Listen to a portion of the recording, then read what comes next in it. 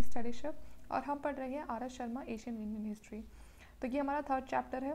Third chapter का part 2, part first हम complete कर चुके हैं पहले ही। तो आज हम शुरू करेंगे हमारा जो थर्ड चैप्टर है उसका सेकंड पार्ट। तो उसमें जो पहला टॉपिक है हमारा वो है लिटरेरी सोर्सेज। तो इसमें क्या कहा गया है कि जो एशियन इंडियंस थे उनको पता था कि कैसे लिखते थे, ठीक है ना। तो जो 2500 BC के आसपास उन लोगों को पता चल गया था कि कैसे लिखते थे, क्योंकि हमारे पास उस समय की बहुत सारी मैन्यूस्क्रिप्ट्स हैं जो अवेलेबल हैं। Are most Asian manuscripts are not older than 4th century and are found in central Asia. तो वो 4th century से ज़्यादा हम कह सकते हैं कि पुरानी नहीं है, और वो ज़्यादातर हमें सेंट्रल एशिया से मिलती हैं। In India they are were written in birch of bark and palm leaves. तो जो ये इस तरह की जो हमें मैन्यूस्क्रिप्ट मिली है, तो उस समय ना ये पेपर वेपर पे नहीं लिखी जाती थी।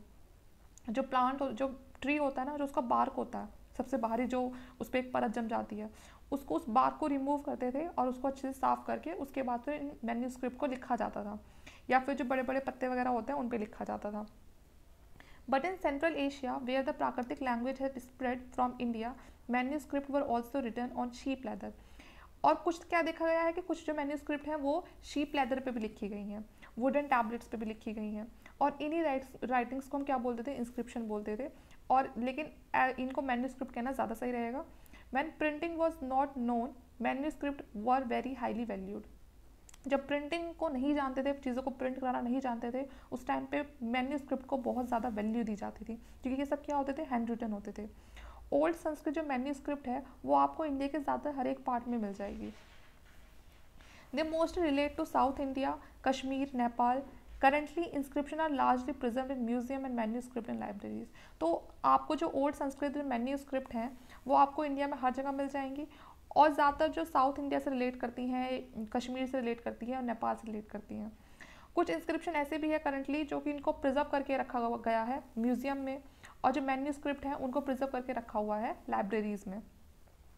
Most Asian books contain religious themes. तो कुछ एशियन बुक्स ऐसी भी हैं जो रिलीजियस टेक्स्ट हम कह सकते हैं, जैसे कि कुछ आ गया उसमें जो हिंदू रिलीजन लिटरेचर है बहुत ज़्यादा इंपॉर्टेंट है, जो इसमें वेद आ जाते हैं, रामायण आ जाती है, महाभारत आ जाती है, पुराण।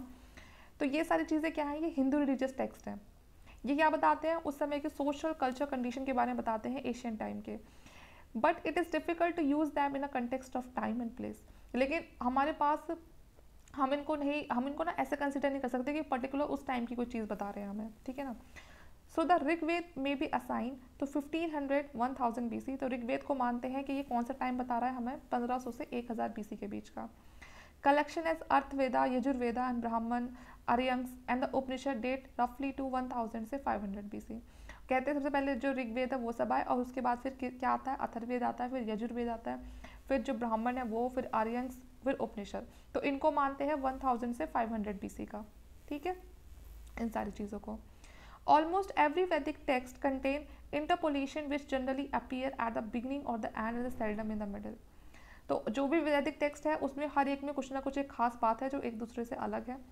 The Rigveda mainly comprise prayer. जो ऋग्वेद को अगर हम देखते हैं तो उसमें मेनली प्रेयर्स के बारे में लिखा हुआ है, और जब अगर हम लेटर वैदिक टेक्स्ट को देखते हैं तो उसमें प्रेयर के साथ साथ रिचुअल्स, मैजिक, मैथोलॉजिकल स्टोरीज, उन सब के बारे में मिलेगा आपको। तो शुरू में जो ऋग्वेद का जो हमें टेक्स्ट मिलता है उसमें सिर्फ प्रेयर्स मिलती हैं, लेकिन लेटर जब वैदिक काल होता है उसका जो बिल्कुल अंतिम वाला जो समय होता है उसमें क्या होता है, उसमें हमें रिचुअल्स, जो मैजिक होता है, और जो बाकी जो होती है ना मन घड़ंग जो कहानियाँ होती हैं उनके बारे में पता चलता है। जो उपनिषद होते हैं उसमें फिलॉसफी के बारे में बातें की गई हैं।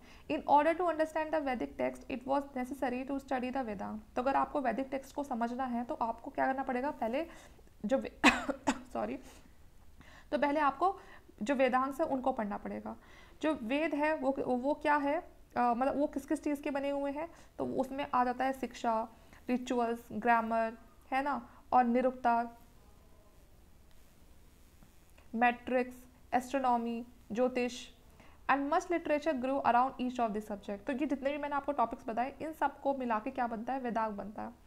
They were written in a form of precepts in a prose. A precept was called the Sutra because of its brevity. And the most famous example of this writing is the grammar of Panini. तो इन सब में जो सबसे ज़्यादा famous है वो है grammar, ठीक है ना। जो पनिनी की जो ग्रामर है वो सबसे ज़्यादा फेमस है।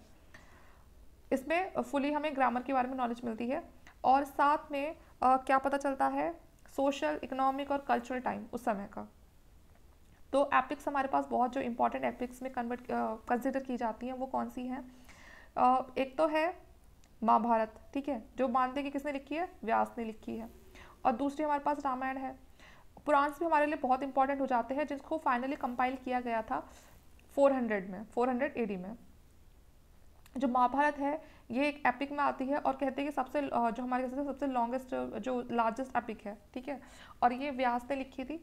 और ये क्या है, ओल्डर है, और ये किस चीज़ के बारे में बताती है, हमें स्टेट अफेयर्स के बारे में बताती है। तो काफ़ी पुरानी है और उस समय के जो पुराने जो स्टेट अफेयर्स थे 10th सेंचुरी के आसपास के, उसके बारे में हमें ये बताती है 4th सेंचुरी तक, ठीक है ना। तो 10th सेंचुरी से 4th सेंचुरी तक। Originally it consisted 8,800 versus. तो अगर देखा जाए तो इसमें 8,800 वर्सेस थे। जब इसको बोलते थे जया, या तो जया संहिता बोलते थे या फिर जया बोलते थे, ठीक है। और ये सारे जितने भी वर्सेस है ये डील करते हैं किसके साथ, विक्ट्री के साथ। जो भी महाभारत के अंदर आपने देखा होगा लड़ाइयाँ देखी हैं जो, तो ये उन्हीं की विक्ट्री के बारे में बताते हैं। उसके बाद फिर बाद में क्या होता है, ये 8,800 से 24,000 हो जाती हैं। फिर उसको नाम दिया जाता है भारत। और बाद में फिर क्या होता है, फिर बाद में जो ये क्या हो जाती है कि 24,000 से ये फिर क्या हो जाती है 1 लाख तक पहुंच जाती हैं।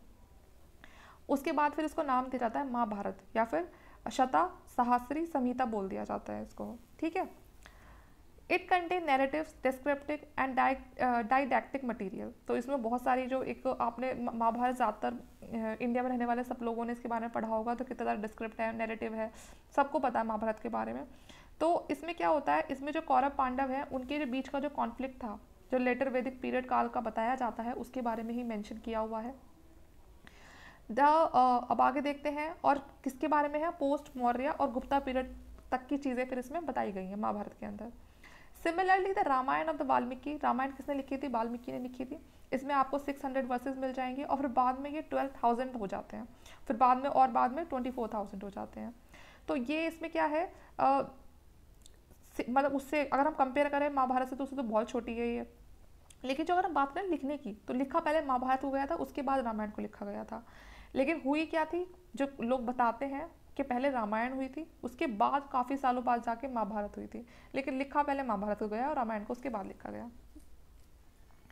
जो रामायण है उसको जो कंपोजिशन है उसको कब स्टार्ट किया गया था, 5th सेंचुरी में किया गया था। After that it pass through as many as 5 stages and the 5th stages seems to be happening as a late and the 12th century.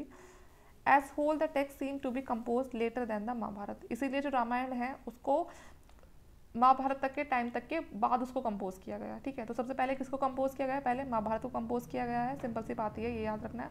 और उसके बाद फिर रामायण को कंपोज किया गया है। In post Vedic period we have a large corpus of ritual literature.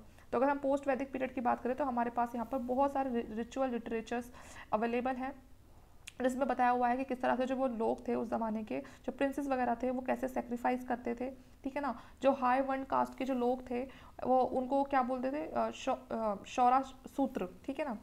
और वो किस तरह से जो रिचुअल वगैरह परफॉर्म करते थे, कैसे उनके जो राज्याभिषेक वगैरह वो होते थे। कभी कभी तो वो जो उनके राज्याभिषेक है वो पूरे 1-1 साल तक चलते थे। जब उनके घर में किसी का बर्थ होता था तो उसका जो नामकरण वगैरह, ठीक है, और ये सब चीज़ें, मैरिज, फ्यूनरल्स, हर चीज़ की ना एक अलग उनका रिचुअल्स होता था, जो किसमें प्रेस्क्राइब किया हुआ है, गृह सूत्र में, ठीक है ना। जो गृह सूत्र है उसमें उनका ये सब चीज़ों के बारे में बताया हुआ है। जो गृह सूत्र एक लिटरेचर है उसमें इन सब चीज़ों के बारे में बताया हुआ है। तो श्रोत जो सूत्र है और जो गृह सूत्र है ये बिलोंग करते हैं 600 से 300 BC के बीच का जो टाइम पीरियड है उससे। मेंशन में ऑल्सो मेड ऑफ द सुलवा सूत्र। अब ये सुलवा सूत्र क्या है कि जब भी वो कोई सेक्रीफाइस करते थे तो जो अल्टरसेस का मतलब होता है जो हवन कुंड होते हैं ना, तो उस हवन कुंड का भी ना एक मेजरमेंट होता था, उसको बोलते थे Sulva Sutra. They mark the beginning of the study of geometry और मैथमेटिक्स। तो कहीं ना कहीं सुलवा सूत्र से हमें पता चलता है कि उस समय फिर ज्योमेट्री और जो मैथमेटिक्स है उसकी बिगिनिंग कहीं ना कहीं शुरू हो गई थी, ठीक है ना, वो बिगिन हो गया था वो time period. The religious book of the Jain and the Buddhist refer to the historical person and incidents, ठीक है। तो रिलीजियस बुक ये भी है, जैन और बुद्ध धर्म की जो है, इससे हमें बुद्ध के बारे में पता चलता है, महावीर जो थे उनके बारे में पता चलता है। जो अर्लीस्ट बुद्धिस्ट टेक्स्ट हैं वो कौन सी लैंग्वेज में लिखे गए हैं, वो पाली लैंग्वेज में लिखे गए हैं, which was spoken in Magadh. तो जो पाली लैंग्वेज ये कहाँ बोली जाती थी, मगध में बोली जाती थी या फिर साउथ बिहार में बोली जाती थी। ये भी एक बेसिकली एक फॉर्म थी प्राकृतिक लैंग्वेज की ही। फिर बाद में इसको कंपाइल कर दिया जाता है। और Sri Lanka, but the canonical portion reflect the state of the affair in India and the age of the Buddha. तो ये जो बुद्ध से रिलेटेड जो भी बुक्स हैं, ये ज़्यादातर जो बुद्ध के जीवन हैं उनसे रिलेटेड जो भी चीज़ें चली हैं उनके बारे में बताती हैं। और साथ में जो बुद्ध की लाइफ है उसके बारे में तो बता ही रही है। और जो रॉयल कंटेम्प्रेरीज थे बुद्ध के टाइम पे, और कौन कौन से राजा वगैरह थे, मगध को कौन रूल कर रहा था, बिहार को कौन रूल कर रहा था, ईस्टर्न यूपी में कौन था, तो उन सब चीज़ों के बारे में भी हमें इन टेक्स्ट को पढ़ के पता चलता है, जो कि बुद्धिज्म और जैनिज्म से रिलेटेड है। ठीक है। It was believe that he was actually born as a Gautama. तो इन जो बुद्ध से रिलेटेड जो टेक्स्ट है ना, उसमें कुछ कहानियाँ ऐसी हैं जो बुद्ध के जन्म से पहले की बताई हुई हैं, कि उनका पिछले जन्म उनका कैसा था, कि ये उनका कौन सा बर्थ हुआ था। तो ये सब चीज़ें भी उनकी प्रीवियस बर्थ के बारे में भी उस बुक में गिवन है। He was actually born as a Gautama. तो जब उनका जन्म हुआ था तो उनको गौतम के नाम से बुलाया गया था। फिर बाद में वो गौतम बुद्ध के नाम से फेमस हो जाते हैं, और ऐसा कहा गया है कि उन्होंने गौतम बुद्ध के जन्म लेने से पहले, इससे पहले वो 550 टाइम्स उनका बर्थ हो चुका था। ठीक है ना, 550 बार वो पहले जन्म ले चुके थे in a form of animals. ठीक है। Each birth story is called the Jataka. तो उनकी हर बर्थ स्टोरी को जो जटाका है उसमें मेंशन किया हुआ है। The Jataka throw invaluable light on the social and the economic condition of the period between the 5th and the 2nd century. तो जो जटाका जो टेक्स्ट है इसमें बुद्ध से रिलेटेड उनके जन्म के बारे में बताया हुआ है। ठीक है, उनको कहाँ का जन्म हुआ, उनकी बर्थ स्टोरीज़ के बारे में बताया हुआ है, उनसे रिलेटेड जो पॉलिटिकल इवेंट्स थे उनके टाइम के उनके बारे में बताया हुआ है। अब आ जाओ जैन टेक्स्ट। जो जैन टेक्स्ट है वो प्राकृतिक में लिखा हुआ है, और ये कंपाइल किया गया था 6th सेंचुरी में वल्लभी गुजरात में। ये इंपॉर्टेंट पॉइंट है कि जो जैन टेक्स्ट है वो प्राकृतिक लैंग्वेज में है, और इसको कंपाइल कब किया गया था, वल्लभी गुजरात में किया गया था 6th सेंचुरी में। Contain many passages that help us to reconstruct the political history of Eastern UP and Bihar and the age of the Mahavir। तो अगर हम इनकी बुक्स को पढ़ते हैं, इनके टेक्स्ट को पढ़ते हैं, तो हमें पता चलता है पॉलिटिकल हिस्ट्री के बारे में, यूपी से रिलेटेड, बिहार से रिलेटेड, और जो महावीरा के टाइम की जो भी बातें हैं उनसे रिलेटेड। और जो जैन टेक्स्ट है वो ज़्यादातर किसने अपनाया है, वो ट्रेड और जो ट्रेडर्स थे उन्होंने अपनाया, क्योंकि ये ना बहुत ही सीधे सीधे रूल्स थे इसके। तो इसीलिए जो ट्रेडर्स हैं इनको ना ज़्यादा प्रॉब्लम नहीं होती थी इस चीज़ को फॉलो करने में। We also have a large body of secular literature. अब हमारे पास कुछ लिटरेचर ऐसे भी है जिनका धर्म से कोई मतलब नहीं है, वो ज़्यादातर वो बिलोंग करते हैं लॉ क्लास, जो लॉ बुक्स होती हैं उनको, जिसको हम बोलते थे धर्म सूत्र बोलते थे या फिर स्मृतिज बोलते थे। ठीक है। और जो धर्म सूत्र है उनको कंपाइल किया गया था 500 से 200 BC। तो सबकी को टाइमिंग याद रखने की जरूरत नहीं है, मोटे मोटे पॉइंट हमको ध्यान रखने के। धर्म सूत्र क्या थे, कि धर्म सूत्र वो थे जो बेसिकली एक सेक्युलर लिटरेचर था। ठीक है ना, किसी पर्टिकुलर रिलीजन से नहीं था ये। And the principles Smriti were codified in the 5th-6th century of the Christian era.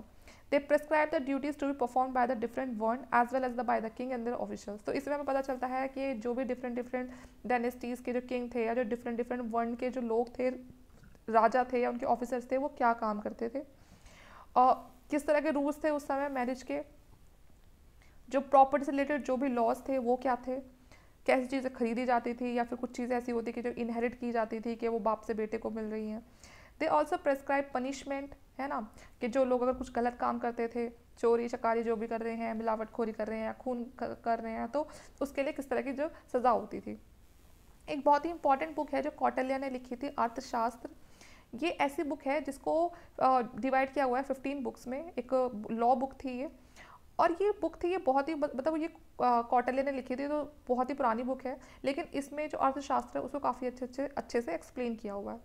This text were put in its final form in the beginning of the Christian era and it's earliest portion reflect the state of the society and the economy. तो ये जो है उस समय की society और उसकी economy के बारे में बताता है मौर्यंस के, क्योंकि जो कौटिल्य थे ये मौर्यन के कोर्ट में ही क्या थे, ये एक मिनिस्टर थे, तो उस समय उनकी सोसाइटी और इकनॉमी के बारे में बताता है।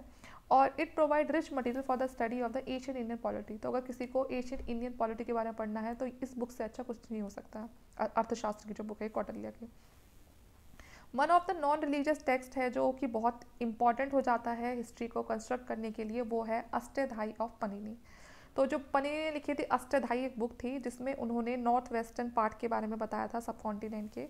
He is not mention in the Pali text which principally represent Bihar and UP. Panini is dated to around 450 BC by the V.S. Agarwal who has written about Panini's India and both Hindi and English. बाद में जो V.S. Agarwal एक historian थे, इन्होंने क्या किया था, जो पनीनी की जो बुक है उसको हिंदी और इंग्लिश दोनों में ट्रांसलेट करवाया था, लिखा था मतलब. And no other text provide as much as information about the Janpad or the territorial state of pre-Mauryan time as Panini does. तो आपको मॉडर्न टाइम के जो जनपद थे, जो उनकी सिटीज़ वगैरह थी, उसके बारे में इतनी अच्छी इन्फॉर्मेशन कहीं नहीं मिलेगी जितनी जो पनीनी है उसने अपनी बुक में बताई हुई है.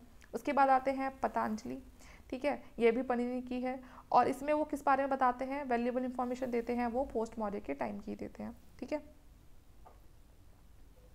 सॉरी, जो पतंजलि है उन्होंने कहा था, उन्होंने पनीनी के ऊपर कहा था कि मतलब ये बहुत अच्छी इन्फॉर्मेशन देती है मौर्य टाइम के बारे में. We also have the work of Bhasa, Shudraka, Kalidas और बाना भट्टा. ये उस समय के बहुत फेमस हम कह सकते हैं पोइट हैं, और इन्होंने काफ़ी ज़्यादा काम किया है, जो लिटरेचर वर्क है उसमें बहुत ज़्यादा काम किया है. हम कह सकते हैं कि मतलब जो ज़्यादातर बुक है वो इन्हीं के टाइम के, मतलब इन्हीं की लिखी हुई हमें मिलती है. जो कालिदास है उन्होंने बहुत सारे काव्यास लिखे हैं, ड्रामास लिखे हैं, जिसमें जो अभिज्ञान शकुंतलम है जो हमने फर्स्ट चैप्टर में भी देखा था, इसको ट्रांसलेट करवाया था इंग्लिश में. तो ये भी किसने लिखा है, कालिदास ने लिखा है, जो हमें गुप्ता के टाइम की जो सोशल और कल्चरल लाइफ के बारे में बताता है. ठीक है, क्योंकि जो कालिदास थे किसके टाइम पीरियड से थे, ये गुप्ता पीरियड के टाइम से थे. In addition to Sanskrit sources we have some earliest Tamil text. तो अब आते हैं, ये तो हमने पढ़ा जाता है नॉर्थ इंडिया के बारे में, लेकिन साउथ में क्या चल रहा था, साउथ में था संगम लिटरेचर. इस संगम लिटरेचर में क्या था, हमारे पास 3rd से 4th सेंचुरी के बीच की जितनी भी इंपॉर्टेंट पोएम्स हैं उन सबको क्या किया गया, इसमें असेंबल किया गया है. Such college were called the Sangam. ठीक है ना, तो ये जितने भी जो पोएम्स वगैरह हैं, पहले देखो वहाँ तमिल में क्या होता था, सॉरी जो तमिल वाला जो रीजन है उसमें क्या होता था, जो साउथ वाला पार्ट है उसमें क्या होता था कि उस समय वहाँ के जो भी अच्छे अच्छे पोइट्स थे वो एक जगह बैठते थे और अपने इस लिटरेचर वर्क को, अपने जो पोएम्स वगैरह होती हैं उनको शेयर करते थे, और फिर बाद में ना इनको एक जगह कंपाइल किया गया.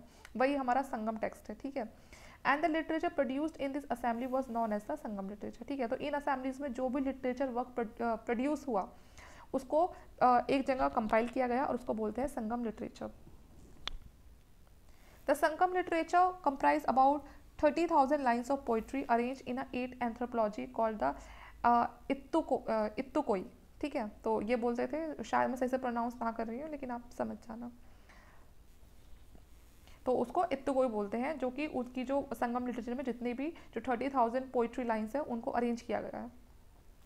The poems are collected in a group of 100 such as the पुराणानुनूरू. ठीक है, तो प्लीज़ आप समझ जाना. ठीक है, तो जो पोएम्स है जिनको कलेक्शन किया गया है 100 का जो ग्रुप ऑफ 100 का जो कलेक्शन है पोएम का, उसको पुराणानुरू बोलते हैं. देयर आर 2 ग्रुप्स, और दो ग्रुप्स थे, वो कौन थे, पति नेन किल कन्नाकू. ठीक है, और दूसरा है पत्तू पत्तू. ठीक है, इसमें ये 10 सॉन्ग्स का कोई कलेक्शन है, और जो ये पति नैनकिल कनाकू है इसमें 18 लोगों का कलेक्शन है. तो काफ़ी पुराने टाइम में कलेक्शन है ये भी, जो काफ़ी ज़्यादा ग्रेट हिस्टोरिकल इंपॉर्टेंस देते हैं अगर हम संगम टेक्स्ट के बारे में पढ़ना चाहते हैं. तो अब नीचे आ जाते हैं. The Sangam text are different from Vedic text. तो जो संगम टेक्स्ट है वो डिफरेंट है वैदिक टेक्स्ट से, particularly Rigveda. They do not constitute religious literature. जैसे कि अगर हम वेद के बारे में पढ़ते हैं तो वहाँ हमें धर्म से जुड़ी हुई चीज़ें ज़्यादा मिलती हैं, लेकिन संगम टेक्स्ट में ऐसा कुछ नहीं है. वहाँ पर हमें क्या मिलता है, हमें वहाँ पर पोइट्स के बारे में पता चलता है, जो पोइट्स हैं उनकी जो पोएम्स वगैरह हैं उनके बारे में पता चलता है, और अपनी पोएम्स के थ्रू वो उस समय जिनको भी वो हीरो मानते थे, हीरोइंस मानते थे, मतलब जो उनके रूलर्स हुआ करते थे उनको वो एज अ हीरो और हीरोइन देखते थे, तो उन्हीं के बारे में उन्होंने वो पोएम्स वगैरह लिखी गई हैं. उन्हीं से रिलेटेड कुछ सॉन्ग्स उन्होंने लिखे हैं. जो उनकी पोएम्स वगैरह हैं वॉरियर्स के बारे में, चीफ के बारे में, है ना, उनके उसमें नाम भी हैं, जो उनके जिनको वो अपना हीरो मानते थे उनके नाम भी हैं, कैसे वो उनकी जीत को मनाते थे अपनी इन पोइट और ये सॉन्ग वगैरह का यूज़ करके. तो हम कह सकते हैं कि हीरोइक पोइट्री संगम लिटरेचर में जो हमें देखने के लिए मिलती है. The Sangam text refer to many settlements, including Kaveri Pattanam, where flourishing existing has now been archaeologically corroborated. They also speak the Yavans. तो ये किसके बारे में बताते हैं, ये जो संगम टेक्स्ट है उसमें हमें उस समय की जो सेटलमेंट्स थी कि लोग कहाँ रहते थे, जैसे कावेरी पत्तनम है ना, कि वो कितना ज़्यादा फ्लरिश एक वो था, जगह थी, तो उसके बारे में बताया है. और ये क्या बताते हैं कि जो the also speak about the Yavanas. ठीक है ना, जो यमन्स किस तरह से हमारे कंट्री में आए थे उसके बारे में बताते हैं कि यमन्स क्या करने आए थे, परचेज करने आए थे पेपर, जो गोल्ड है ना, और वाइन्स की सप्लाई करने के लिए. जो वुमेन स्लेव्स हैं उनके बारे में बताया है. और this trade known not only from the Latin and Greek writing but also from the archaeological record. Sangam literature एक ऐसा मेजर सोर्स है हमारे पास जो हमें उस समय की सोशल, इकोनॉमिक और पॉलिटिकल लाइफ के बारे में बताता है जो लोग उस टाइम पे तमिलनाडु में जी रहे थे। What it says about the trade and commerce is confirmed by the foreign accounts and the archaeological finds। और ऐसा ही नहीं है कि हमने सिर्फ संगम लिटरेचर को पढ़ के उन सब बातों को बिलीव कर लिया, बल्कि अगर हम फॉरेन अकाउंट्स को पढ़ते हैं, जो उस समय जो फॉरेनर्स आए थे उन्होंने कोई चीज़ें अकाउंट तैयार किए थे, अगर हम उनको स्टडी करते हैं तो हमें पता चलता है कि जो संगम लिटरेचर है उसमें ये बातें सही लिखी हुई हैं। अब आ जाओ फॉरेन अकाउंट्स। जो इंडिजीनियस लिटरेचर है, ठीक है, वो can be supplemented by the foreign accounts. तो कहीं ना कहीं जब हम यहाँ की चीज़ों को पढ़ते हैं तो हम एकदम उस पर विश्वास नहीं कर सकते, तो हम क्या करते हैं, हम दूसरे जो फॉरेन अकाउंट्स होते हैं उनको भी पढ़ते हैं, और जब चीज़ें हमें सिमिलर दिखती हैं तो फिर हम उस पर भरोसा कर लेते हैं। तो जब इंडिया में ग्रीक आते हैं, रोमन आते हैं, चाइनीज़ विजिटर आते हैं, है ना, ट्रैवलर्स कहते हैं हम जिन्हें, और religious convert they left behind accounts of thing that they saw. तो वो क्या करते थे, जब वो यहाँ पर आते थे, यहाँ पर कुछ दिन रहते थे, तो वो जो भी चीज़ें देखते थे वो उसको लिखते थे, और कभी कभी क्या होता था, वो जो चीज़ें लिखते थे अपने साथ ले जाते थे, और कुछ चीज़ें यहाँ पर भी रह जाती थी। तो जब अगर आज हम उन चीज़ों को देखते हैं तो हमें पता चलता है कि उस समय चीज़ें किस तरह से रही थी। जैसे कि जो अलेक्जेंडर का इन्वेजन है, find no mention in Indian sources. अगर हम इंडियन सोर्सेज में देखें तो अलेक्जेंडर का जो इन्वेजन था उसके बारे में कहीं नहीं बताया गया, लेकिन अगर हम ग्रीक सोर्सेज को देखते हैं तो हम उससे अलेक्जेंडर की जो हिस्ट्री है इंडिया के अंदर उसको कंस्ट्रक्ट कर सकते हैं। जो ग्रीक राइटर है उन्होंने सेंड्रोकॉटस के बारे में बताया हुआ है कि ये कंटेम्प्रेरी थे अलेक्जेंडर के, who invaded India in 326 BC। Alexander ने कब इंडिया को इन्वेड किया था, 326 BC में किया था। तो उन्होंने कहा था कि उस समय ना यहाँ पर इंडिया में एक रूलर रहा करते थे, सेंड्रोकॉटस प्रिंस, ठीक है। और जबकि ये सेंड्रोकॉटस किसे बोल रहे हैं, चंद्रगुप्त मौर्य को इन्होंने सेंड्रोकॉटस कहा था उस समय, ठीक है। तो ये हमें ग्रीक टेक्स्ट से पता चलता है। This identification has served as a sheet anchor in Asian India chronology and the Indica of the Megasthenes. तो आपको पता है कि जो इंडिका है, जो मेगास्थनीस ने जो इंडिका बुक लिखी है, और तो जो मेगास्थनीस थे ये किसके कोर्ट में थे, ये चंद्रगुप्त मौर्य के कोर्ट में थे। तो इन्होंने इंडिका एक बुक लिखी है जिसमें इन्होंने बताया है कि उस समय जो चंद्रगुप्त मौर्य हैं उनके कोर्ट में कैसे कैसे चीज़ें होती थी, और उनके जो मॉडर्न एडमिनिस्ट्रेशन था वो कैसे था, सोशल क्लासेस जो मतलब लोग छोटा बड़ा रिच पुअर ये था, तो ये सब चीज़ें कैसे थी, इकोनॉमिक एक्टिविटीज़ के बारे में। Indica is not free from the credibility and the excretion which is true many other ancient account, ठीक है। तो उसमें जो इंडिका है उसमें बहुत सारी चीज़ें ऐसी भी हैं कि जो उसमें गलत लिखी हुई हैं, अगर हम दूसरे टेक्स्ट को पढ़ते हैं, कंपेयर करते हैं तो। Greek and Roman account of the 1st and the 2nd century mention many Indian ports and enumerate item of trade between India and the Roman Empire। तो जब हम ग्रीक और जो रोमन का जो अकाउंट्स को पढ़ते हैं तो हमें ये भी पता चलता है कि इंडिया के में जो पोर्ट्स होते थे जिसमें देखा गया है कि इंडिया में और जो रोमन एम्पायर उनके बीच में ट्रेड होता था। तो ये हमें जब ग्रीक और रोमन के अकाउंट से उससे पता चलता है कि इंडिया के पोर्ट्स जो बने थे उस टाइम पे, तो वहाँ पर जो रोमन एम्पायर है वो अपना ट्रेड करने आती थी। The periplus of the The periplus of the Erythraean Sea and the Ptolemy geography both written in a Greek। तो ये जो दोनों ही हमारे पास टेक्स्ट हैं ये किस फॉर्म में लिखे हुए हैं, ग्रीक फॉर्म में लिखे हुए हैं, जो हमें एशियन ज्योग्राफी और उससे कॉमर्स के बारे में इंफॉर्मेशन देते हैं। आगे है इसमें, हाँ, which was written by the enormous author. तो जो ये Periplus of the Erythraean Sea है कि हमें नहीं पता कि जो ये ऑथर है इसका कौन था, हम नाम किसी को नहीं पता है, लेकिन इसमें काफ़ी अच्छा बताया है रोमन ट्रेड के बारे में, जो रेड सी के आसपास जो रोमन ट्रेड होता था, पर्शियन गल्फ के आसपास जो इंडियन ओशियन में ट्रेड होता था, वो इस बुक में अच्छे से मेंशन किया हुआ है। जो प्लिनी है उसकी एक बुक है नेचुरलिस्ट हिस्टोरिया, ठीक है। इसमें वो क्या बताते हैं, उस समय की जो लैंड है उसके बारे में बताते हैं और ट्रेड के बारे में बताते हैं इंडिया और इटली के बीच की, ठीक है।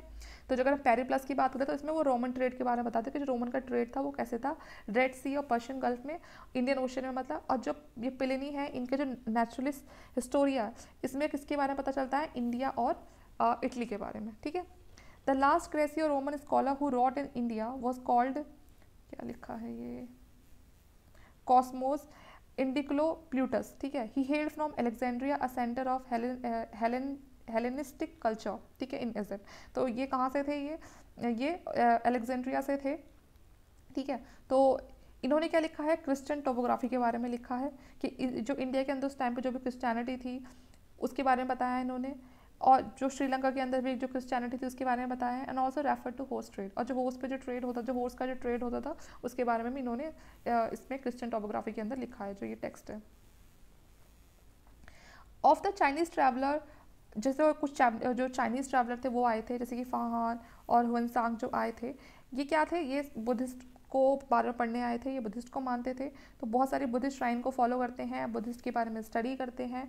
और ये 5th सेंचुरी के बिगिनिंग में, और जो सेकेंड क्वार्टर था 7th सेंचुरी का, उस समय इन्होंने यहाँ पर ये आए थे और इन्होंने ये स्टडी की थी बहुत सारी।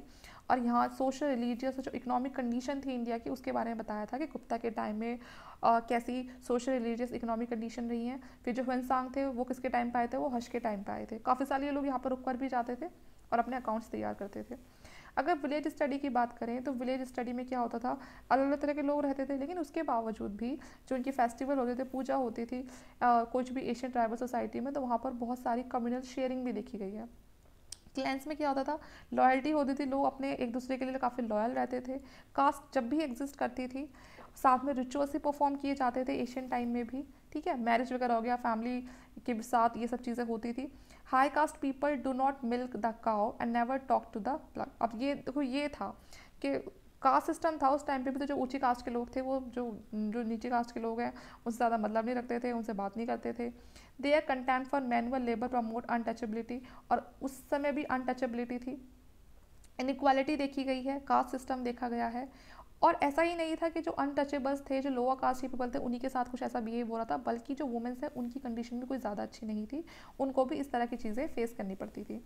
और सती सिस्टम देखा गया है 1930 में। Even the Sati system prevailed in the rural part of the Bihar, ठीक है ना। तो जो बिहार के जो गांव थे उसमें तो 1930 तक भी सती सिस्टम जैसे रिचुअल्स देखे गए हैं। तो ये कहीं ना कहीं एक सोशल इनइक्वालिटी को दिखाते हैं और इंडिकेट करते हैं nature of Asian Indian history. और अगर हम इन सब चीज़ों को पढ़ते हैं, पुरानी चीज़ों को देखते हैं, तो ruler rituals and the caste prejudice illustrate many of the Dharma Shastra ruling governing out Asian polity and society. तो अगर हम इस तरह के जो गांव में आज भी रिचुअल्स हैं, है ना, अगर हम उनको देखते हैं तो हमें समझ आता है कि एशियन इंडियन हिस्ट्री से, क्योंकि कहीं ना कहीं वो पुराने टाइम से सब चीज़ें आ रही हैं, तो उससे हमें पता चलता है कि चीज़ें किस तरह से रही हैं, एशियन पॉलिटी और उसकी सोसाइटी भी कैसी रही होगी। अब जो नेचुरल साइंस के बारे में, तो अगर हम सोशल साइंस की, the use of the finding of social science started about 30 years ago for the historical construction of Asian India. सबको पता है कि सोशल साइंस की फाइंडिंग हमने आज से 30 साल पहले शुरू कर दी थी, जब हमने हिस्टोरिकल कंस्ट्रक्शन को स्टार्ट किया था एशियन इंडिया की। तो वहाँ से हमें जो नेचुरल साइंस कहीं ना कहीं बिगेन हो गई थी उसी के साथ ही, क्योंकि चीज़ें ऐसा तो है नहीं सिर्फ आप ये कहानियाँ पढ़ के ही चीज़ों को पता लगा लोगे, बल्कि आपको केमिस्ट्री, जियोलॉजी, बायोलॉजी सबकी नॉलेज होनी चाहिए, जब तो आप फॉसिल्स के बारे में पता लगा पाओगे, जो प्लांट रेसिड्यू है उनके बारे में पता लगा पाओगे। तो कहीं ना कहीं इस सोशल साइंस के साथ साथ नेचुरल साइंस का भी जो स्टडी थी वो बिगेन हो गई थी। हिस्टोरिकल सेंस की बात करें तो जो एशियन इंडियन है कहीं ना कहीं उसके पास सेंस ऑफ हिस्ट्री रहा है, क्योंकि कोई भी चीज़ें हिस्ट्री की ना तो सीक्वेंस वाइज मिली है, ना एक अच्छे से किसी रिटर्न फॉर्म में मिली है। उन्होंने कोई अपनी हिस्ट्री को लिखा भी नहीं है, किसी जैसे आजकल हम लिखते हैं हर चीज़ को, उस समय वो सब चीज़ें नहीं लिखी गई। जो इन्फॉर्मेशन मिलती है वो किसकी वजह से मिलती है, जो ग्रीक लोग थे उनकी वजह से मिलती है। अगर हम करेक्ट इन्फॉर्मेशन की बात करें तो टाइमिंग वाली जो के साथ, we have a short of history in a Purana which are 18 in number, और हमें पुराण से मिलती है अपनी हिस्ट्री के बारे में पता चलता है। जो पुराण है हमारे पास कितने हैं, वो 18 हैं, ठीक है। जो पुराण है वो एक तरह से इंसाइक्लोपीडिया कंटेंट की फॉर्म में है, जिसमें हमें जो हिस्ट्री है, जो यहाँ पर कौन कौन सी डायनेस्टीज रह के गई हैं, गुप्ता का जो स्टार्टिंग का रूल था वो कैसा था, तो वो सब पुराण में मेंशन है। और उस समय की जो जगहें होती थी, ठीक है, जहाँ पर बहुत सारे जो मतलब उस समय जो भी जिस तरह की भी जो जगह वगैरह थी उस बारे में भी मेंशन किया हुआ है। Statement about events are made in a future tense, although they were recorded much after event has occurred. The author of the Puran were not unaware of idea of change, which is the essence of the history. तो जो पुराण लिखने वाले जो author हैं वो भी कोई ज़्यादा वो भी अनअवेयर थे, ठीक है ना, जो चेंजेस है उनके बारे में अनअवेयर थे। The Purana speak of 4 ages. जो पुराण है वो 4 एजेस के बारे में बताती है, कृता, त्रेता और द्वापारा और काली, ठीक है। तो ये 4 एजेस के बारे में वो बताती है। Each succeeding age is depicted as worse than the preceding one, and as one slide into the other, moral values and social institution degenerate. अब देखो उसमें क्या कहा गया है कि जो पुराण है उसने 4 स्टेजेस के बारे में बता दिया, लेकिन साथ में वो ये भी उसकी जो चीज़ें उसमें लिखी हुई हैं उससे पता चल रहा है कि जैसे कृता है, ये इसकी पहली स्टेज थी, तो इसमें जो कंडीशन थी ना वो फिर भी ठीक थी। लेकिन अगर आप त्रिता में आ जाओगे, दूसरी स्टेज में आ जाओगे, तो यहाँ पर आपको जो सोशल इंस्टीट्यूशन है, जो मॉरल वैल्यूज़ है लोगों के अंदर, वो और कम दिखाई देंगी और ख़त्म हो रही हैं। द्वापारा है, वहाँ पर आप जाओगे तो और कंडीशन वर्स्ट हो गई। काली है, वहाँ पर और ज़्यादा ख़राब होगी। तो इस तरह से जो चीज़ें हैं वो टाइम के साथ और ख़राब होती जाएंगी। तो ऐसा हमें जो पुराण के ये 4 एजेस है इनसे पता चलता है। The importance of time and place vital element in history is indicated. तो देखो, अगर हिस्ट्री को हमें जानना है तो हमारे लिए उससे जुड़ी हुई टाइम और प्लेस का जानना बहुत ज़रूरी हो जाता है। इट इज़ सैड दैट धर्म बिकम्स अधर्म and vice versa in accordance with the changes in time and place. तो ये तो बिल्कुल सही बात है कि जो धर्म है वो अधर्म में बदल जाएगा और जो अधर्म है वो धर्म में बदल जाएगा। क्या? अगर टाइम और प्लेस के हिसाब से, समय और जगह के हिसाब से ये दोनों चीज़ें आपस में इंटरलेट हो सकती है। कि जो धर्म है वो देखा भी गया, जो चीज़ें थी वो जो जो हम बोल सकते हैं कि जो ये लॉ बुक वगैरह में लिखा हुआ है, जो ये कास्ट सिस्टम है, वन सिस्टम है, वो ये सोच के नहीं बनाया गया था कि आगे चल के ये इतना ख़राब हो जाएगा, है ना। लेकिन बाद में लोगों ने अपने फ़ायदे के लिए उसको इस्तेमाल किया, अपने हिसाब से जो चीज़ें हैं वो बदल दी समय और जगह के हिसाब से, और वो चीज़ें बदतर से बदतर हो जाती हैं फिर। Several eras according to which events were recorded were started in ancient Indian। Vikram Samvat कब स्टार्ट हुआ था? विक्रम संवत एक तरह से जो हमारा कैलेंडर था वो 57 BC में स्टार्ट हुआ था। जो शाका संवत है वो 78 AD में, और जो गुप्ता एरा है वो 319 में स्टार्ट हुआ था। इंस्क्रिप्शन को record event in the context of time and place during the 3rd century। Ashokan inscription demonstrate considerable historical sense. तो अशोक के टाइम के में जो भी इंस्क्रिप्शन मिलते हैं उसकी खास बात ये है कि वो जो इंस्क्रिप्शन है उसमें हमें टाइमिंग का भी पता चलता है, जो टाइम है उसका भी पता चलता है, जो क्रोनोलॉजी है वो काफ़ी अच्छे से उसमें डिमॉन्स्ट्रेट की गई है। अशोका रूल फॉर 37 ईयर, तो कम से कम 37 ईयर्स तक उन्होंने रूल किया था, और उनके जो इंस्क्रिप्शन थे उनके उस रिकॉर्ड से पता चलता है कि from 8 to the 7th century regional year to date event relating to not only 9 regional year figures in the inscription that have been discovered। ठीक है ना। Future discoveries may throw light on an event relating to the remaining years of the reign। Similarly, in the 1st century, Kharvel of Kalinga records a large number of events in life year by year in the हाथी Gumpha inscription। तो आपने हाथी Gumpha inscription के बारे में ज़्यादातर सबने पढ़ा होगा, जब हम छोटी क्लास में थे बुक्स में दिया हुआ था। तो इसमें जो हाथी गुम्फा जो इंस्क्रिप्शन है इसमें हमें किसके बारे में पता चलता है? हमें जो खारवेल, जो कलिंग के रूलर्स थे, कलिंग है वहाँ पर खारवेल डायनेस्टी रहती थी, उसके बारे में हमें, उनकी लाइफ से जुड़ी हुई चीज़ों के बारे में हमें हाथी गुम्फा इंस्क्रिप्शन से पता चलता है। Indians display a considerable historical sense in the biological writing, a good example of is the composition of the Harish Charitra by Bana Bhatta in the 7th century। अगर हम कहें कि इंडियंस को भी तरीका आ गया था, एक हिस्टोरिकल सेंस आ गया था कि हमें बायोग्राफिकल जो राइटिंग्स है वो किस तरह लिखनी है, तो उसका एक बहुत ही अच्छा जो एग्जाम्पल है वो है हर्ष चरित्र। हर्षचरित किसने लिखा था? बाना भट्टा ने लिखा था। हर्षचरित किसकी बायोग्राफी थी? ये थी हर्षवर्धन की, ठीक है ना, जिसके काल में हुनसांग जो एक चाइनीज ट्रैवलर थे वो आए थे। तो ये जो हर्षचरित्र है ये कन्नौज के रूलर थे, हर्षवर्धन, तो ये उन्हीं की बायोग्राफी है हर्षचरित्रा, जो कि बाना भट्टा ने लिखी थी। It is semi biographical work written in a क्या है ornate style which become the despair of a later imitators। it describe the early career of the Harshvardhan. तो ये जो हर्षवर्धन है उनके बारे में बताते हैं कि उनका अर्ली करियर कैसा था, ठीक है। और ये काफ़ी ज़्यादा एक एक्सीलेंट आइडिया देते हैं उनकी कोर्ट लाइफ के बारे में कि हर्ष के टाइम पे कोर्ट लाइफ कैसी थी, सोशल रिलीजियस लाइफ कैसी थी, और चरित्र और बायोग्राफीज वर रिटर्न। उसके बाद जब जो हर्षचरित्र के बाद और भी बहुत सारी फिर ऑटोबायोग्राफीज लिखी जाती हैं, अलग अलग रूलर्स होते हैं जो उनकी। संध्याकारा नंदी ने क्या लिखा था? रामचरित्र को लिखा था, ठीक है। अगर कोई पूछता है कि जो रामचरित्र है वो किसने लिखा था, तो वो संध्याकारा नंदी ने लिखा था। वो किसके बारे में बताते हैं इसमें? Narrate the story of the conflict between Kaivarta peasant and the Pala prince Rampala resulting in the latter victory. तो जो ये संध्याकारा जो नंदी ये क्या है रामचरित्र है, ये एक स्टोरी कॉन्फ्लिक्ट बताता है किसके बीच में? जो कायवर्ता जो पीजेंट्स थे और जो प्रिंस रामपाल थे उनके बारे में, ठीक है। फिर है विक्रमादेवा चरित्र recount the achievement of his patron. तो ये जो विक्रम देवा जो चरित्र है ये किसने लिखा था? ये लिखा था बिल्हान ने, ठीक है। तो इसके बारे में आप कुछ याद रखो या मत रखो, लेकिन ये ज़रूर रखना, जैसे कि हर्ष चरित्र है तो वो किसने लिखी थी? वो बाना भट्टा ने लिखी थी। और जो ये रामचरित्र है ये किसने लिखी थी? ये संध्याकारा नंदी ने लिखी थी। और जो विक्रम आदेवा जो चरित्र है ये किसने लिखी थी? बिल्हाना ने लिखी थी। क्योंकि आप ये कोई नहीं पूछेगा कि इसमें क्या लिखा था, किसके बारे में लिखा था, क्योंकि सब चीज़ों में एक ही चीज़ें लिखी हुई हैं कि उस समय की सोशल रिलीजियस लाइफ के बारे में क्या था। लेकिन इंपॉर्टेंट ये हो जाता है कि इनके ना नाम दे दिए जाते हैं और फिर पूछा जाता है कि ये किसने लिखी थी। तो इसीलिए ये इंपॉर्टेंट है कि हर्षचरित बाना भट्टा ने, जो संध्याकारा है वो जो रामचरित्र है वो संध्याकारा ने, और जो विक्रमादेवा चरित्रा है वो उसने लिखा था बिल्हन ने लिखा था। उनकी अचीवमेंट्स के बारे में, किसके अचीवमेंट्स के बारे में? विक्रमादित्य के अचीवमेंट्स के बारे में। और द चालुक्यन किंग ऑफ कल्याण, ठीक है। तो कौन थे ये? चालुक्यन किंग ऑफ कल्याण थे ये, Vikramaditya. Even the biographies of some merchants of Gujarat were written in 8th-12th centuries. Similarly, historical work maybe have been written in South India. तो साउथ इंडिया में भी ये लिखे जाते थे इस तरह के जो अकाउंट्स हैं। और क्या बोलते हैं? मुशिका वंशा बोलते थे, जो किसने लिखा था? अतुल ने लिखा था 11th सेंचुरी में। ये डायनेस्टी थी मुशिका डायनेस्टी, ठीक है ना। तो उसी के बारे में लिखा हुआ था। ये जो कहाँ पर रूल करती थी? जो केरल है वहाँ पर रूल करती थी। The best example of the earliest historical writing is provided by the Rajatarangini. तो ये बहुत इंपॉर्टेंट एक हिस्टोरिकल राइटिंग है, राज तरंगिणी, जिसमें किसके बारे में लिखा हुआ है? जो stream of a king written by the Kalhana, ठीक है ना, जो कल्हड़ ने लिखी थी। जो राज तरंगिणी किसने लिखी थी? कल्हड़ के बारे में लिखी थी। एक राजा की स्टोरी है। It is string biographies of the king of the Kashmir. तो जो ये राज तरंगिणी है, इसमें किन के बारे में लिखा है? इनके उन किंग्स के बारे में लिखा हुआ है जिन्होंने रूल किया था कश्मीर के ऊपर, ठीक है। और ये किसने लिखा था? कल्हड़ ने लिखा था। Constructing history. So far, numerous sites, prehistoric, protohistoric, historical, have been excavated and explored, but the results do not find a place in the mainstream of the ancient Indian history. बहुत सारी साइट्स खोदी गई हैं, pre historic, proto historic, historical, बहुत सारी चीज़ों को घूमा गया है, लेकिन हम कह सकते हैं कि हमें फिर भी हमारे पास ना एक जो मेन स्ट्रीम जो नॉलेज होते हैं किस चीज़ की, वो हमारे पास आज भी अवेलेबल नहीं है।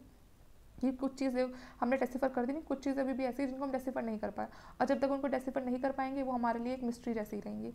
The state of the social evolution of India cannot be properly comprehended without taking into account the result of the prehistoric and the protohistoric archaeology. तो हम एक सोशल इवोल्यूशन इंडिया में कैसे कैसे हुआ, हम उसको भी तब तक प्रॉपरली हम उसको एक्सप्लेन नहीं कर सकते जब तक कि जो प्री हिस्टोरिक और जो प्रोटो हिस्टोरिक आर्कियोलॉजिकल है हम उनके बारे में नहीं जान पाते पूरी तरह से। तो हम कैसे बता देंगे कि इवोल्यूशन कैसे हुआ जब हमें पहली चीज़ों को ही नहीं पता। 200 sites relating to the ancient historical period have been excavated, yet their relevance to the study of the social, economic and cultural trends in ancient India has not been adequately discussed in survey studies. They need to be done both in the context of the rural and the urban aspects of the ancient India. So far, the significance of largely Buddhist and some Brahminical sites have been highlighted, but religious history need to be seen in relation to social and economic development. तो उसमें बस वही चीज़ें अब बताया कि history को concept किया है, तो क्या क्या चीज़ें हमने पढ़ी हैं, उसमें क्या क्या था। बुद्धिस्ट ब्राह्मणिकल साइट्स हैं उनको हाईलाइट किया गया है, लेकिन जो रिलीजियस हिस्ट्री है उसके लिए क्या है, उसमें किसके बारे में बताया हुआ जाता है? तो सोशल जो इकोनॉमिक डेवलपमेंट है उसके बारे में बताया हुआ है। और जो लिटरेरी सोर्सेज हैं, फॉरेन रिसोर्सेज हैं, जो इंडिजीनियस बुक्स है उसके हिसाब से भी अपनी एशियन हिस्ट्री को हमने कंस्ट्रक्ट किया है। कुछ हमारे पास जो कॉइन्स थे, इंस्क्रिप्शन थे, वो भी काफ़ी एक मेजर प्ले रोल करते हैं ब्रिटिश देने के लिए एशियन इंडियन हिस्ट्री में। जो हिस्टोरिकल नॉलेज है वो हमारी बढ़ती जा रही है वैसे तो, क्योंकि बहुत सारे आर्कियोलॉजिस्ट हैं जो आज भी इस चीज़ पर काम कर रहे हैं। This may be done if we examine the text in the context of the archaeological evidence. Initially, the archaeologists were inspired by the written text. तो शुरुआत दौर में जो आर्कियोलॉजिस्ट थे वो काफ़ी ज़्यादा इंस्पायर्ड हुए जो भी रिटन टेक्स्ट थे, जो भी डिफरेंट साइट्स पे जो भी ब्राह्मणिकल बुद्धिस्ट टेक्स्ट जो अवेलेबल मिल रहे थे, है ना, क्योंकि एक्सकेवेशन लगातार लग रही थी। This immensely interest historical information, और धीरे धीरे जो कहा तो हमारे पास कुछ भी इंफॉर्मेशन नहीं थी, लेकिन जब ये चीज़ें एक्सकेवेट हुई तो अब हमारे पास काफ़ी एक हिस्टोरिकल जो इन्फॉर्मेशन थी वो अवेलेबल होने लग गई थी, ठीक है। Full length report of many excavated site are yet to be published. उसके बाद जब आपने इस तरह की जो एक्सकेवेशन में बहुत सारे जो टेक्स्ट अवेलेबल हुए उनको पब्लिश करवाया गया, ठीक है ना, उनको एग्जामिन कराया जा रहा है। और क्या हुआ फिर? For the study of the age of the Rigveda we have to be taken into account of the Gandhara grave culture. एक गांधार ग्रेव कल्चर भी आता है ऋग्वेद में, जिसके बारे में मेंशन है। In which horse was use and the dead were cremated in the second millennium, जिसमें बताया जाता है कि जो हॉर्स है जब वो मर जाते थे तो उनको भी कैसे क्रीमेट किया जाता था। We have to establish correlation between the later Vedic age on the other hand the painted grey ware and the other types of archaeological finds. On the other, similarly, early Pali texts have to be related to northern black polished wares. तो उसमें ये कहा गया है कि जो अगर हम लेटर वैदिक एज की बात करें तो उसमें से हमें क्या मिलता है? पेंटेड ग्रे वेयर्स मिलते हैं, ठीक है। लेकिन अगर हम शुरुआत का जो हमारा ये था पाली टेक्स्ट की बात करें तो यहाँ से हमें क्या पता चलता है? नॉर्दर्न ब्लैक पॉलिश्ड वेयर के बारे में पता चलता है कि मतलब अगर हम देखें जो पेंटेड ग्रे वेयर है वो किस टाइम के हैं? वो लेटर वैदिक। और लेटर वैदिक एज का मतलब है जो वैदिक एज का जो लास्ट का टाइम पीरियड था। पाली टेक्स्ट से हमें पता चलता है कि जो नॉर्दर्न ब्लैक पॉलिश्ड आर्कियोलॉजी है वो किससे रिलेट करती थी, ठीक है। बिसाइड द इंफॉर्मेशन ड्राइव्ड कहते हम derive from the Sangam text need to be correlated with that inferred from the inscription early megalith archaeology in peninsular India. जो संगम टेक्स्ट है वो हमें मेगालिथ के बारे में बताती है, ज़्यादातर जो उसकी इंस्क्रिप्शन वगैरह है उनके बारे में बताती है। इंस्क्रिप्शन मैंने आपको बता ही दिया, साउथ में भी सेम वैसी ही इंस्क्रिप्शन होती थी जैसे कि नॉर्थ इंडिया में। वहाँ पर टेम्पल की वॉल्स वगैरह पे लिखवा दिया करते थे, कॉपर प्लेट्स पे लिखवाया करते थे। मेगालिथ क्या होता था कि जो इनग्रेव होती है, जब कोई मर जाता था तो उसके ऊपर क्या करते थे, बड़े बड़े स्टोन रख दिया करते थे। ठीक है। Archaeological evidence should be consider far more important than the long families trees found in the Purana. ठीक है। तो जो आर्कियोलॉजिकल एविडेंस है वो हमारे लिए ज़्यादा इंपॉर्टेंट है अगर हम पुराण में देखें। तो पुराण में क्या होता था कि उसमें पहले दादा के बारे में लिखा है, फिर पापा के बारे में लिखा है, फिर उसके बेटे के बारे में लिखा है, फिर उसके बारे में लिखा है। तो अगर हम कंपेयर करें आर्कियोलॉजिकल एविडेंस को और पुराण को, तो हम ज़्यादातर जो आर्कियोलॉजिकल एविडेंस है उस पर हम ज़्यादा बिलीव करेंगे। जो पौराणिक ट्रेडिशन है could be date Rama of Ayodhya to around 200 BC। तो जो पुराण ट्रेडिशन है उसके अकॉर्डिंग जो अयोध्या में जो राम जी थे उनको बताया जाता है 200 BC के आसपास का टाइम बताया जाता है उनका।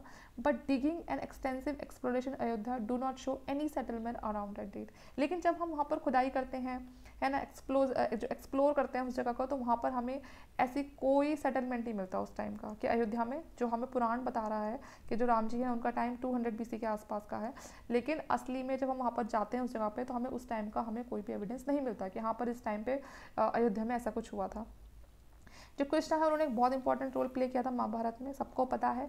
लेकिन जो अर्लीस्ट इंस्क्रिप्शन है और जो स्क्रिप्चर पीसीज हैं मथुरा के 200 BC के, और वहाँ से भी हमें कोई इस तरह की बात का प्रूफ नहीं मिलता है कि जो कृष्ण है वो इस टाइम के थे। Given such difficulties, the ideas of epic age based on Ramayana and Mahabharata must be discarded, although in the past form, a chapter in most survey volumes on ancient India। तो इसीलिए रामायण और जो महाभारत है कोई हमारे पास उसकी एग्जैक्ट टाइमिंग नहीं है, और ये चीज़ें काफ़ी प्रॉब्लम भी करती हैं अगर हम उनकी जो चीज़ें उसमें लिखी हुई हैं उस पर भरोसा भी करें तो। Of course, several stages of social revolution in both the Ramayana and Mahabharata can be detected. This is so because epic do not belong to a single phase of social evolution।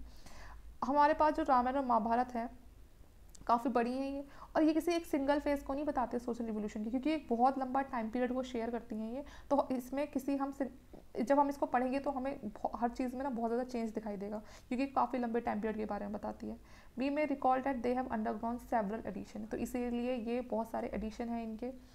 Further, on the basis of literary tradition and epigraphic material, Vardhaman Mahavir and the Gautam Buddha are generally dated to the 6th century। तो ये 6th century के आसपास के dated है। But the cities they visited are archaeology not older than 400 BC।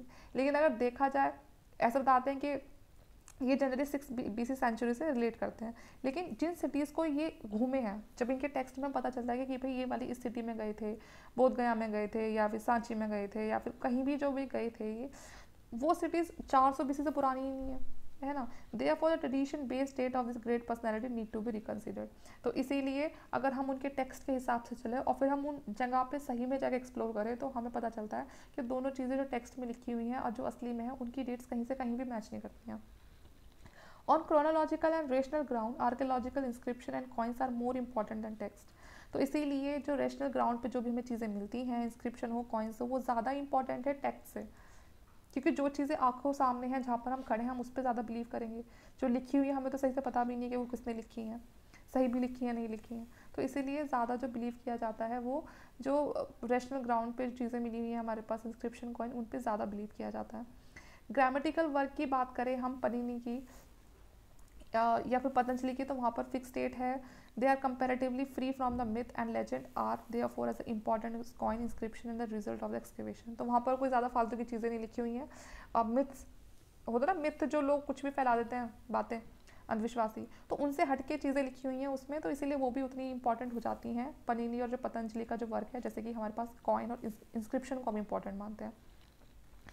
Many inscriptions have to be date being dismissed on the ground that they are little historical value. Historical value is taken to mean information necessary to reconstruct political history।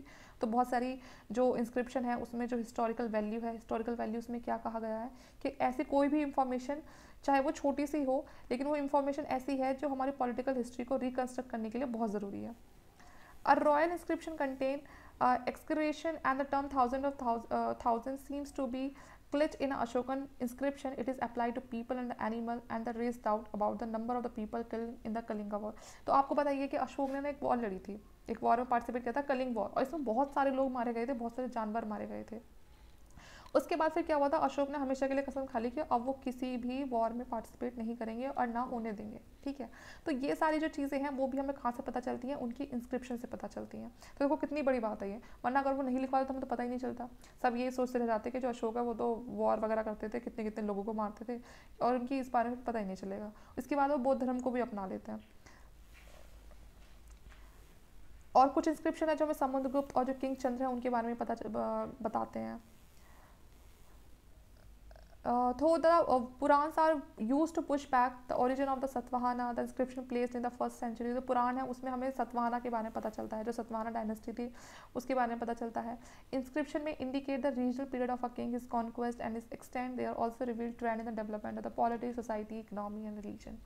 तो उस समय जो inscription थे वो मतलब जिस time का हमें इंस्क्रिप्शन मिलता है वो इंस्क्रिप्शन उसी टाइम के रूलर के बारे में बताता है, उसने कहाँ लड़ाई लड़ी उस बारे में बताता है, उसकी development policy, society, economy, religion उसके टाइम का कैसा था, उन सब चीज़ों के बारे में बताता है। Epigraphic land grants are valued not for the family trees list of conquest but more importantly for the rise of a new state. ठीक है, तो जो लैंड ग्रांट्स दिए जाते थे वो सिर्फ फैमिली ट्रीज़ के लिए ही नहीं बल्कि वो और भी इंपॉर्टेंट हो जाते थे कि अगर कोई न्यू स्टेट बनाना है या कोई भी चेंजेस करने हैं सोशल एग्रीगेरियन स्ट्रक्चर में, क्योंकि जो लैंड दी जाती थी उस पर फिर आगे खेती बाड़ी की जाती थी। तो ये ज़्यादा पोस्ट गुप्ता के टाइम पे होता था, जो लैंड ग्रांट्स थे सबसे ज़्यादा पोस्ट गुप्ता के टाइम पे दिए गए हैं, और जो ब्राह्मण्स को सबसे ज़्यादा लैंड दी गई है वो सतवाहना डायनेस्टी के टाइम पे दी गई है। Coin need to be used not only for the reconstruction of the history, Indo-Greek, Shaka, Satvahana, Kushan, but also for the history of the trade and urban life. तो जो coin है उन coin की study करके सिर्फ हमें history को हम इस तरह रिकन्स्ट्रक्ट नहीं कर सकते हैं कि अच्छा ये कॉइन इंडो ग्रीक के टाइम का, ये शाका के टाइम का है, ये सतवाहना के टाइम का, ये कुशन नहीं। उसके साथ हम उस समय के मतलब अगर मान के चलो इंडो ग्रीक के टाइम पे मुझे 10 कॉइन मिले और सतवाहना के टाइम में मुझे 20 कॉइन मिले, तो अब मुझे क्या समझ आ रहा है कि जो ट्रेड है वो ज़्यादा अच्छा किसके टाइम है, वो सतवाहना के टाइम है। तो इसलिए हमें उसकी ट्रेड और अर्बन लाइफ के बारे में पता चलता है। केयरफुल जो कलेक्शन है मटेरियल ड्राइव का वो टेक्स्ट है, कॉइन है, इंस्क्रिप्शन है, आर्कियोलॉजिकल है, तो ये सारे हमारे लिए बहुत इंपॉर्टेंट टेक्स्ट हो जाते हैं हिस्ट्री को रिकन्स्ट्रक्ट करने के लिए। और relative importance of the sources thus coin inscription archaeological considered more important than the mythological found in the epic and Purana, क्योंकि देखो कहीं ना कहीं जो एपिक हैं पुराण हैं वो थोड़ी थोड़ी मिथोलॉजीज़ हैं, उसमें चीज़ें कुछ बढ़ा चढ़ा के लिखी गई हैं या कुछ चीज़ें ऐसी हैं जो मतलब विश्वास ही नहीं कर सकते आज के टाइम में। तो इसीलिए वहाँ कहीं ना कहीं जो कॉइन इंस्क्रिप्शन और आर्कियोलॉजी हैं वो उनको हम ज़्यादा कंसिडर करते हैं। जो मेथोलॉजीज है may support dominant norms, validate social mores and justify the privilege and the disability of the people organized in caste and other social groups। वही है वो कास्ट वगैरह के बारे में बता रही हैं, डिफरेंट सोशल ग्रुप के बारे में बता रही हैं। तो उन चीज़ों को ना हम सही नहीं मान सकते या फिर उनको हम ये नहीं मान सकते कि हाँ सही में मतलब एक ट्रू नॉलेज के बेस पे हम उनको नहीं देख सकते।